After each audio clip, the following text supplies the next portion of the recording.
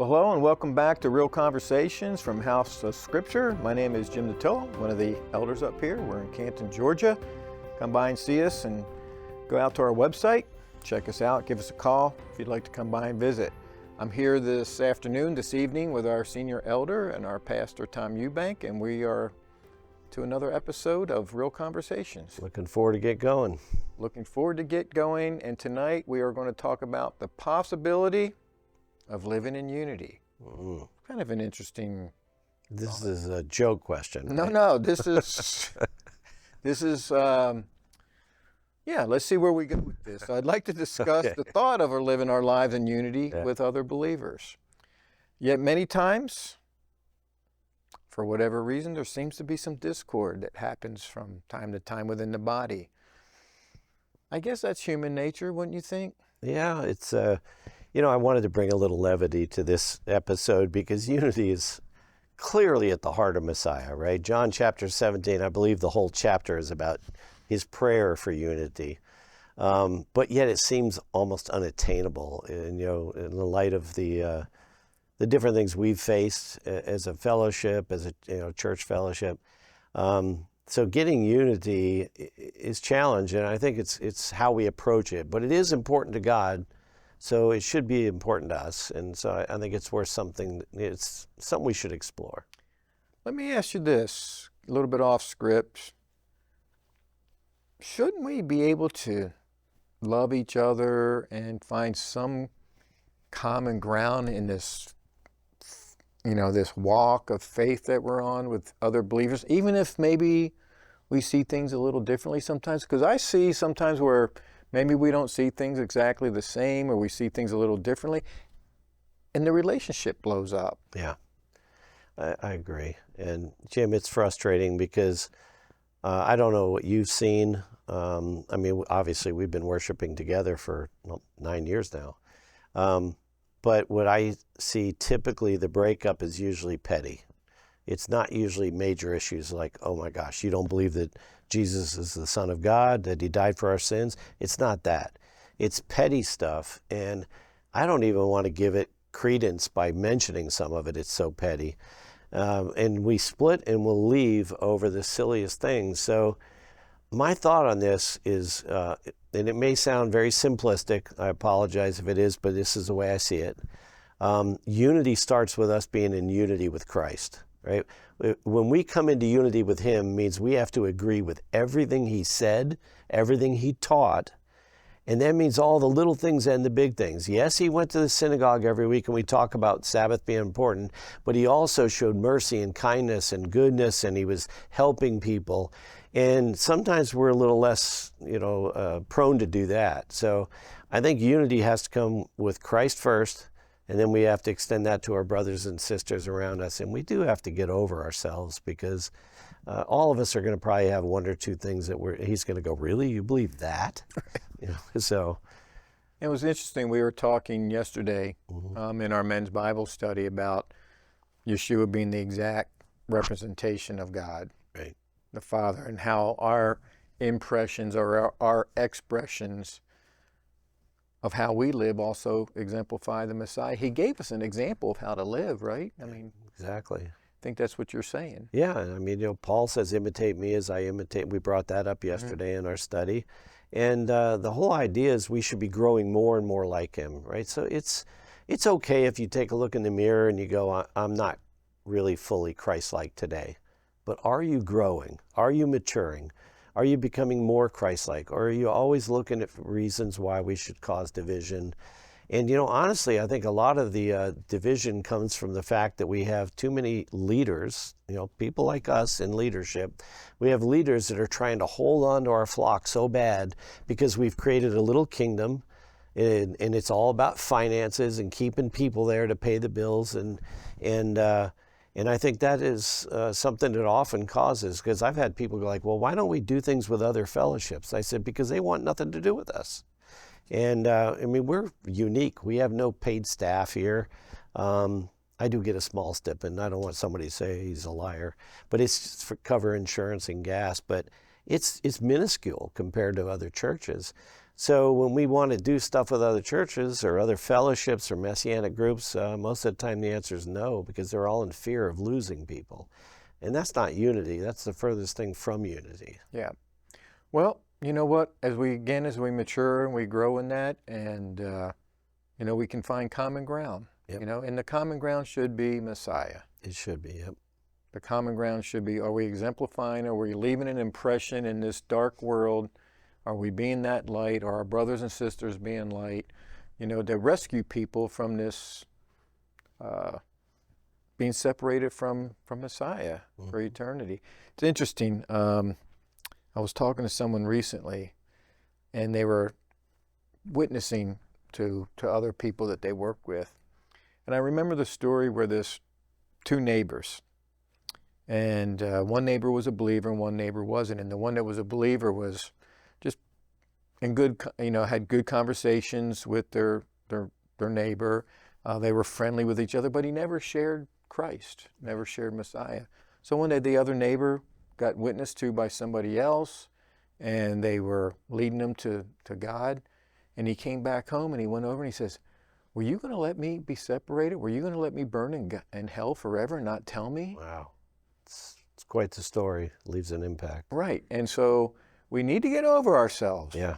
Yeah, we do. We need to get over ourselves, and we need to realize that there's people that need what he's invested in us, and we need to invest that in others. Right. Right. So. Well, one other thing real quick, Jim, is one of the things we have to understand is that either we trust God or we don't, right? So whatever the reasons are for not wanting to have unity with other believers or not having fellowships get together, you either trust God or you don't. If people leave here and that affects the giving here, do we trust God that he'll take care of things, or don't we? Because the answer is yes or no. Well, and we have to get to that place, because we're not building our own kingdom. Now, it doesn't appear on the outside that that's the way it is for a lot of places, but we're not building. We're supposed to be building his kingdom. And if we're building his kingdom, then we should have a lot more unity than we have. So, yes, we should have more unity. I'd love to see more unity. But all we can do is our part and hope for the best with everybody else. Acts chapter 2. It says that the early church devoted themselves to teaching, fellowship, breaking bread, prayer. They were doing a lot. Yeah, yeah, they were. They were doing a lot. They shared their possessions. They met together, it says, with gladness. Right. They met together with gladness and enjoyed God's favor, God's growth. This seems to be a really good model to pursue. What are your thoughts on this Acts chapter 2? Seems like they were onto something there. It is, and I always, we've only had 2 or 3 times people have brought this up. It brought it up in the sense that, hey, why don't we do this, right? I said, well, the first time we started asking people to, if they would contribute money to this thing, to do that, we'd have some Ananias and Sapphira moments, right? Not that God would allow us to, walk them out dead, but I think the point was being made there. The Holy Spirit is who they were lying to. They were trying to look like they were fitting in and giving everything, but they were holding money back. Today, it's a struggle to get people to give 2 or 3%. You're not going to get people to do what they did in Acts 2. However, I don't like leaving answers like that. That doesn't mean those who have a heart to give and a heart to do those things can't do the same things they were doing, taking care of our neighbors, helping the widow, helping the poor, taking care of the priests if the priests need to be taken care of, doing the things that God asked us to do, and living in unity, spending time in prayer. All those things in Acts chapter 2 are a great model for us today. Will it look like it did back then? Probably not until Messiah shows up. But it's something we can aspire towards. I'm going to go off script just for a second. I'll try to make this quick. Daniel Botkin, Daniel Botkin, he was part of the Hebraic Roots Network and such as that. He sends out a little newsletter to me and Patty get. I think it's called Gates of Eden. Yep. He was talking about a friend of his was mentioning that Daniel's moving to a new facility, and he's moving out of a large house because he had 7 kids and the kids are grown. Right. And so he had a bigger house, and now he doesn't need the bigger house, so he's moving somewhere smaller. But his friend wrote, I can remember going to the Botkins, and he's talking about years ago, and having those prayer meetings, and they were the best time of my life. And And Daniel says, why does that have to end? Why does that have to end? Why don't we have more of that today? Why don't we have more where we're opening up our homes and having those prayer meetings and bearing our hearts with one another? I think that's part of what was happening in chapter 2 of Acts, right? I think you're right, Jim. Right, and it was breaking bread together. It was being a part of each other's lives. It was getting on our knees and on our faces before God and calling out to him and praying for the healings that we've been talking about together with other people, praying for breakthrough in the Spirit. There was an expectation. Exactly. There was an expectation, and I think that's part of what those in Acts chapter 2 had. I mean, the Messiah hadn't been gone all that long. Right. And they still had that fervor of that zeal that we learned in just this past Torah portion with Pincus or Phineas. I mean, he was rewarded for his zeal that he had for the Father. So, but that's a great point, Jim. And going off script is good sometimes. You bring up a good point, and home fellowship. It's not exactly people. You get everybody on the internet has a different idea. They go, we should all go back to home church, and well, that was not what they did. They did go to the synagogue on Saturday. They studied the scriptures, studied word, but they met throughout the week in the homes. Why did they do that? Because they wanted to be with each other. They were like-minded. They would study together. They would share their encouragements. Did you hear about the man that just got healed? Peter was down in Joppa, and he raised Tabitha from the dead. These things were encouraging to them. They were sharing with one another, lifting each other up, praying for each other. And that's stuff that should happen organically. It doesn't need to happen because the church sets up a schedule that you go to Jim's house on Thursdays and you go to Tom's house on Friday. We should just want to have other believers over, whether we take them out to dinner, whether we bring them to our home. I think it's a little more intimate in the home. I think that's something that should happen organically, and it should be the heart of everyone who attends to want to get together within our community so we build a strong bond. And it's probably not happening as much. I do hear about it within our community, and I'm very proud of people who do that without being asked. But I'd love to see more of that. Yeah, because we're relational people. That's how God created us. Because first and foremost, He wants us to have a relationship with Him. Yep. And with each other, and we need that. We need that desperately to encourage one another and be around like-minded people that are digging in and reading the scriptures. Because Tom, really, unless I'm just missing it, and me and Patty went on a trip recently, and we're just noticing things out in the world, if you want to call it that, in our new neighborhood, and just talking with some of our new neighbors, it just doesn't feel like too many people are really making studying scripture and a relationship with God a top priority in their lives. I could be misreading this. It just doesn't seem that way for the most part to me. I don't think and they need that, and we need that. So let's talk about some, my new word for the last few episodes is impediments. Right. So I'll try to change that going forward. But it seems like a word that I'm using. But what are some of the impediments to living a life in unity with others?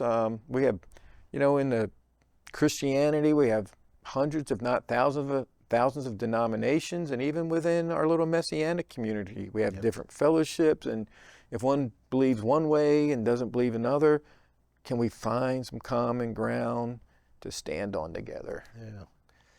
Well, obviously the answer is yes, we should be able to. It is challenging, though, and we mentioned it early on in the episode, it's the little piddly things that drive people nuts, And I hate to use examples, but, we'll have people will leave because, you don't have enough teens because I want my teen to have, some friendship, or you don't have a program for 5-year-olds, or you don't have a home group set up, like an organized, structured home group. And we've had home groups. Nobody shows up, and I'll be sitting there, and I prepared a message that we can all study. My wife's prepared this meal, and we had 7 people say they're coming, and it's just us looking at each other. So we've tried that. So you have these, we put in effort, we try to do this, but everybody will pick and choose what they have, or what they think they want, or what they think they need, and then they bail and they leave. So the unity in that area is really challenging. And it doesn't mean we give up. My wife and I talk about this a lot. Say, like, I'm not giving up. This is what God's called us to do. He didn't call us to stick with it as long as we were successful in our own eyes. He said, as long as you're pleasing me and honoring me, just stick with it. And we're going to keep trying to achieve unity. But I think it all comes back to what I started with. We got to have unity with Christ. And if you have a body of 20 adults, or you have a body of 50 or 100 adults, if they're not unified with Christ, they're not going to be unified with each other. And well, we examine our own hearts then, right? And are we being approachable? Are we being someone that someone else wants to be around? Yeah, exactly. And as far as, and one real quick, I'll make it fast. As far as, this connecting and going to dinner and stuff and spending quality time with each other, we've talked about this a lot, you and I, because we just moved down from LJ. And so when we were in LJ, we were almost 2 hours from you guys. And we used to think, like, well, nobody invites us to dinner. I mean, I hadn't been invited to dinner for over 2 years with anybody in our congregation. And you're like, yeah, I don't think anybody's ever invited us. So we invited a few people, but we weren't doing it quite enough. But the idea is, we're going to get in our car. We're going to drive in a comfortable leather seat that's, usually we got air conditioning in our cars. It's not that big a deal. We're not riding donkeys. Yeah, 45 minutes in a car is a piece of cake. You got good conversation with your spouse. It shouldn't impede our ability. See, there you go. You got me on that word. Should not impede our ability to do the things that we know would please and honor Messiah, which is to be in unity with each other. Quick story, and I'm going to close. Okay. We were in a different church. This is years and years ago, a big one. We got asked to be home group leaders. We were scared. Like, we had never done anything like that before. So we invited all these people over. We went and bought, I don't know, a ton of fried chicken, right? We put it in the oven and it was warming up, and Patty made all these sides, and we wanted to bless everyone. We told them not to bring anything, so we waited. And every car that we'd hear a car pass, we'd run to the window and look. And I'm thinking nobody showed up. But our neighbor was having a cookout, and earlier in the day they said, "Hey, you want to come over? It's so and so's birthday, and we'd love to have you come." No, we got something. So we took that plate of fried chicken and walked over to the neighbor's house. We were a big hit. So thanks for tuning in. Hey, what can we do to be unified? What can you do to be unified? What can I do to be unified? Can we let go of some of the pettiness in our lives and just find some good common ground to be in good relationship with others? Thanks for tuning in. Subscribe to our YouTube channel. Give us a like. Share the video with others on your social media platform. And we'll talk to you next time. Thank you.